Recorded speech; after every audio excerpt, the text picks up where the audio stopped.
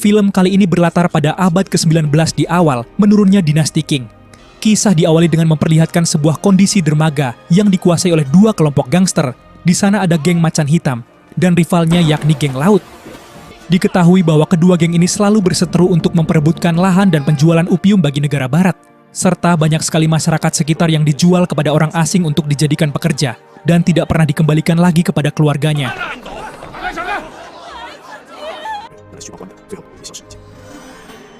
Geng Macan Hitam sendiri dipimpin oleh seorang ahli kungfu hebat bernama Lei. Kita sebut saja Ketua Lei. Selain menjual opium ke negara barat, Ketua Lei juga memiliki banyak bisnis haram seperti rumah bordil, tempat judi, sarang opium, dan lain-lain. Di sini Ketua Lei tidak sendiri dalam mengurus bisnisnya, yang mana beliau merekrut 3 anak angkat untuk memimpin masing-masing usahanya tersebut. Yang pertama ada Iblis Utara, sang pemegang sarang opium.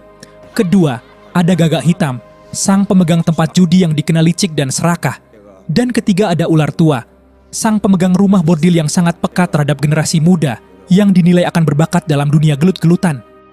Dan kisah kali ini akan berfokus pada seorang pria tampan dan pemberani yang masih belum menyadari kalau dirinya akan menjadi legenda. Pria tersebut bernama Wong Fei Hung, kita panggil saja Fei Hung, yakni seorang anak yatim piatu yang sejak kecil dilatih kungfu oleh seorang biksu Shaolin di dalam gua antah berantah. Terlihat saat ini Fei Hung sedang bersama para ahli bela diri yang dianggap jago untuk menghadap pada Ketua Lei yang saat ini berada di markasnya. Tujuan Ketua Lei memanggil Fei Hung dan para petarung adalah untuk menghabisi kelompok rivalnya, yakni geng Laut Utara. Yang barang siapa di antara mereka bisa membawakan kelapa bos geng Laut Utara, maka Ketua Lei menjanjikan akan mengangkatnya menjadi anak keempatnya yang berhak mendapatkan akses dan fasilitas dari geng Macan Hitam. Sebelum jalan, Ketua Lei pun melakukan serangkaian tes mental dan fisik untuk melihat seberapa kuatkah tekad mereka. Yang dari semua petarung hanya Fei Hung lah yang mampu bertahan dan tidak menunjukkan rasa takut sedikit pun.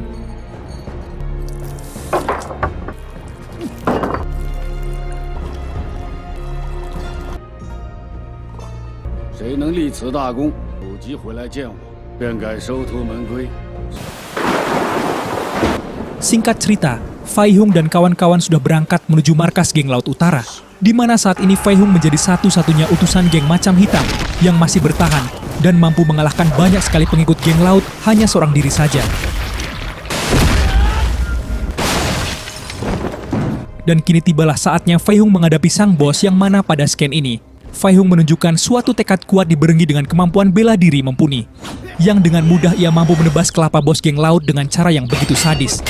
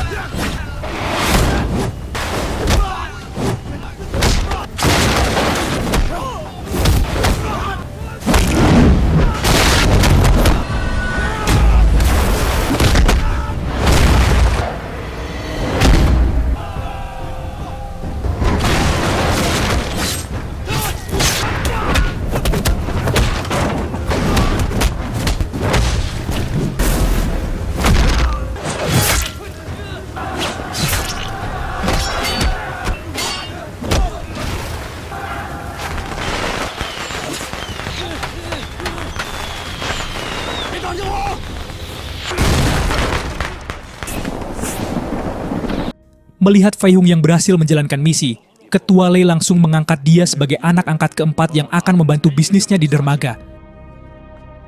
Ketika Fei Hung sedang diobati, dia pun sengaja bertanya kepada si tabib mengenai gudang yang menjadi tempat disimpannya semua uang dan harta milik Ketua Lei, hasil dari bisnis geng Macan Hitamnya, di mana lokasinya sendiri sangat rahasia dan terdapat 2 kunci untuk bisa membukanya, yang masing-masing kunci tersebut dipegang oleh 2 anak angkatnya, yakni si Ular Tua dan si Gagak Hitam. Pada scan ini kita akan dibawa flashback ke masa lalu, yang memperlihatkan Fei Hung kecil bersama dengan 3 sahabat karibnya. Suatu hari salah satu sahabat perempuan yang bernama Hua kecil tampak diculik oleh kelompok gangster untuk dijadikan sebagai wanita mantap-mantap. Mengetahui kejadian itu, ayah Fei Hung yang merupakan seorang tabib sekaligus praktisi bela diri pun memutuskan untuk bertindak dengan menyerang salah satu anak buah kelompok tersebut. Alhasil, si bos yang marah besar pun akhirnya bertindak anarkis dengan membakar kliniknya hingga membuat ayah Fei Hung meninggal dalam kebakaran tersebut.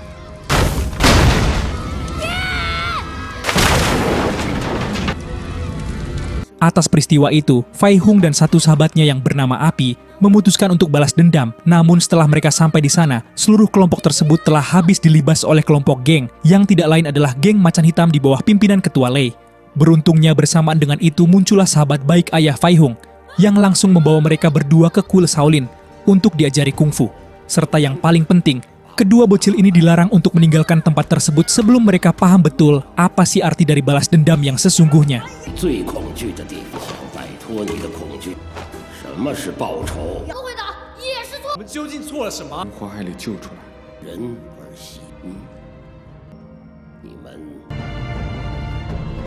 Suatu hari kita diperlihatkan dengan seorang pemuda yang tampak sangat emosi. Pria ini bernama Wulong, putra dari ketua geng Laut Utara yang sangat terpukul melihat kelapa ayahnya digantung di gapura geng macan hitam.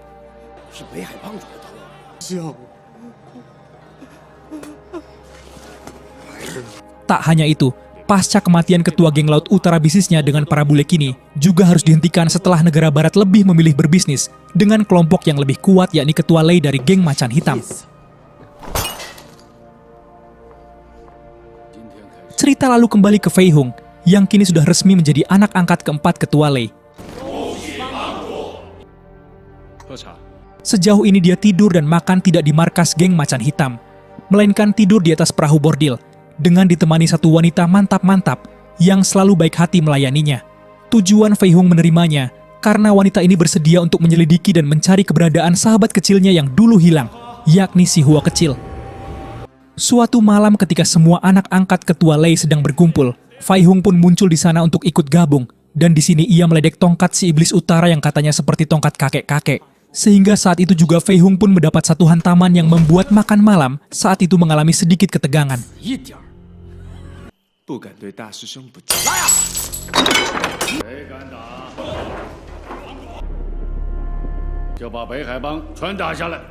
Sementara itu, kita akan melihat si Api bersama Chun yang kini memimpin sebuah kelompok bernama Geng Anak Yatim, yang para orang tuanya menjadi korban kekejaman dari geng macan hitam.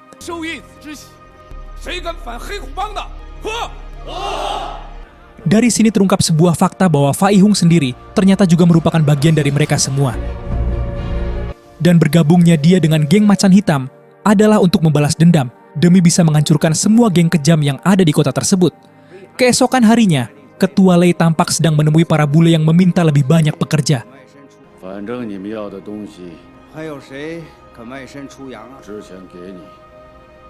Bersamaan dengan itu, si Api dan geng anak yatim sendiri mulai menjalankan aksinya untuk mendapatkan si ular tua di mana mereka sengaja menggerakkan anak-anak kecil supaya si ular tua masuk ke dalam jebakan yang sudah mereka rencanakan.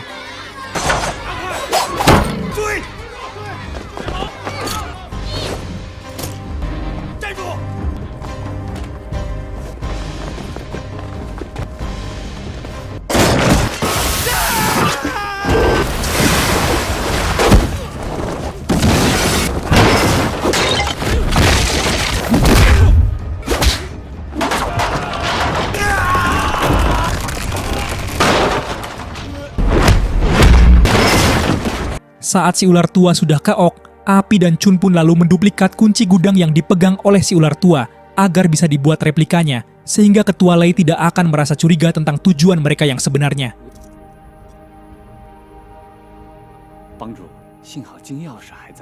Setelah berhasil mereplika kunci gudang, si Api pun menemui Fei Hung untuk memberikannya kunci tersebut, di mana Fei Hung sendiri langsung mendatangi si gagak hitam untuk mengadu domba dia dengan si iblis utara, agar terjadi konflik di antara keduanya. Alhasil, Fei Hung pun diajak si gagak hitam menuju gudang uangnya untuk membuktikan kebenaran kunci tersebut, sekaligus semua yang dikatakannya. yang setelah berhasil otomatis Fei Hung akhirnya tahu di mana letak gudang uang itu berada. Tanpa membuang-buang waktu, Fei Hung segera memberitahukan lokasi gudang itu kepada si Api dan Chun agar mereka secepatnya melakukan pencurian sesuai rencana. Sementara itu, Fei Hung sendiri diajak oleh Ketua Lei untuk melihat-lihat koleksi senjatanya di salah satu gudang penyimpanan barang, yang tanpa keduanya duga muncullah Wulong dari geng Laut Utara, yang hendak menuntut balas dendam atas kematian ayahnya.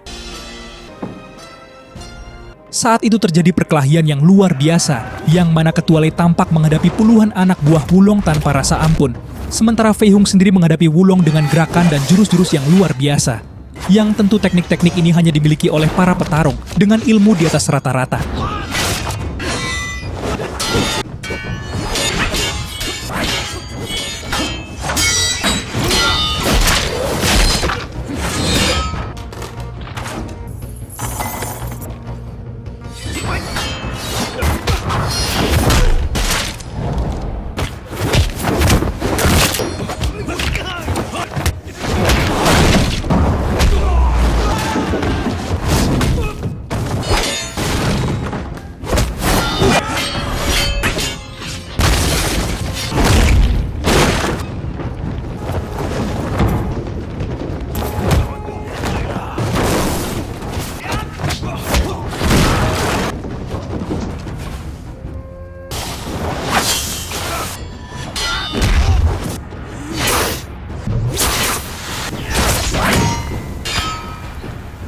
Dan pada akhirnya Wulong harus mengakui kehebatan Fei Hung yang tidak sebanding dengannya.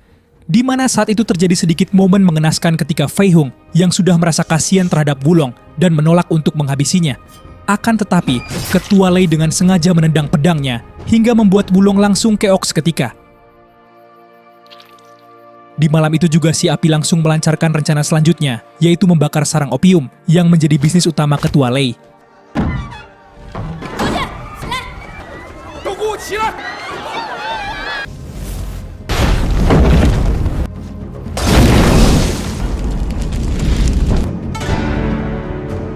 Namun sayang pada aksinya malam itu, si Api harus menghadapi sebuah kendala besar, yang mana dirinya tampak telah terkepung dari berbagai sisi oleh anggota geng Macan Hitam.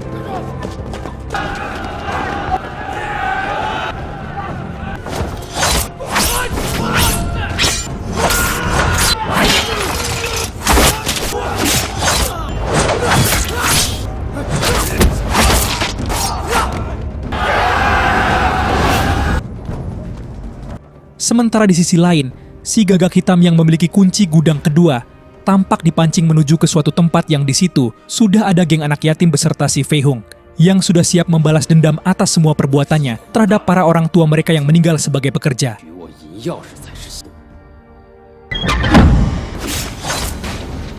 Setelah dua kunci sudah didapatkan, Chun dan kawan-kawan langsung membuka gudang uang dan mengambil semua perak yang ada di sana untuk dibagikan kepada masyarakat yang membutuhkan.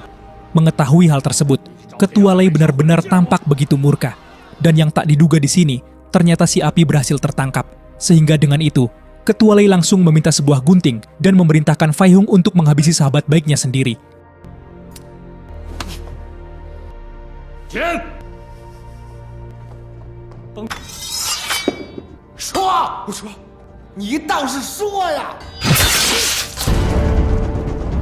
Keesokan paginya, Fei Hung yang semakin benci terhadap Ketua Lei pun langsung pergi ke dermaga untuk membebaskan para pekerja yang akan dikirim ke negara barat.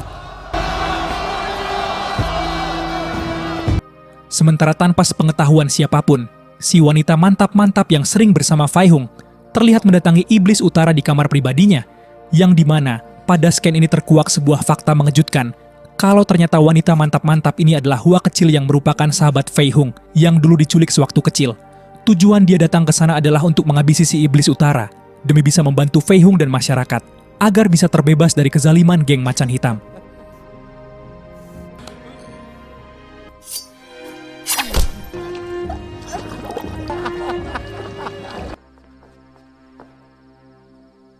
Beruntung si iblis utara berhasil dihabisi oleh Chun. Pada akhirnya dua sahabat terbaik Fei Hung pun harus menutup usia demi mereka semua. Setelah dirasa cukup dengan strategi diam-diam mereka, Fai Hung yang sekarang sudah memiliki gaya berpakaian seperti ayahnya pun memutuskan untuk mengakhiri ini semua dengan cara mendatangi markas geng Macan Hitam saat itu juga.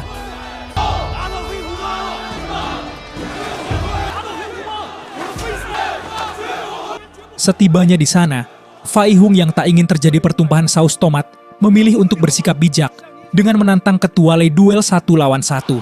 Karena anggotanya yang juga sudah kalah jumlah, Ketua Lei pun menyetujui usulan tersebut hingga keduanya akan bertarung tepat di dalam markas geng Macan Hitam, hanya berdua saja. Sebelum bertarung, Fai Hung sengaja mengambil lentra api dan membakar semua yang ada di dalam markas itu. Sementara Ketua Lei sendiri tampak tidak gentar dan membiarkan hal itu terjadi. Hingga tanpa basa-basi lagi, pertarungan antara keduanya pun dimulai.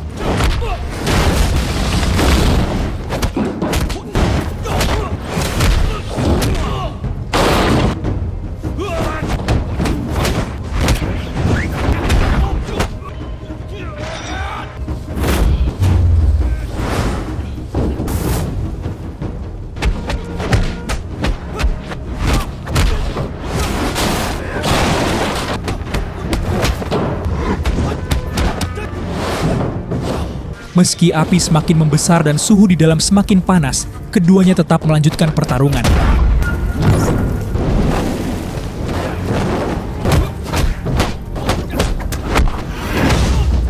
Sementara di luar, semua anak buah geng Macan Hitam akhirnya memutuskan untuk kabur setelah menganggap bos mereka telah keok ditelan api. Di dalam sana, Fai Hung dengan tekadnya yang begitu kuat akhirnya mulai bisa menguasai pertarungan, hingga Ketua Lei pun akhirnya bisa dikalahkan.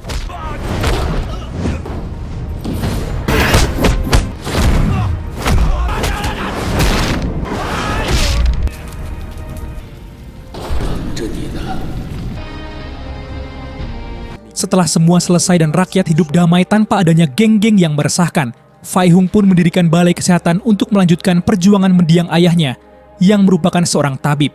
Dan dari sini jugalah awal muasal bagaimana seorang legenda lahir yakni Wong Fai Hung, si tendangan tanpa bayangan, tamat ending yang membahagiakan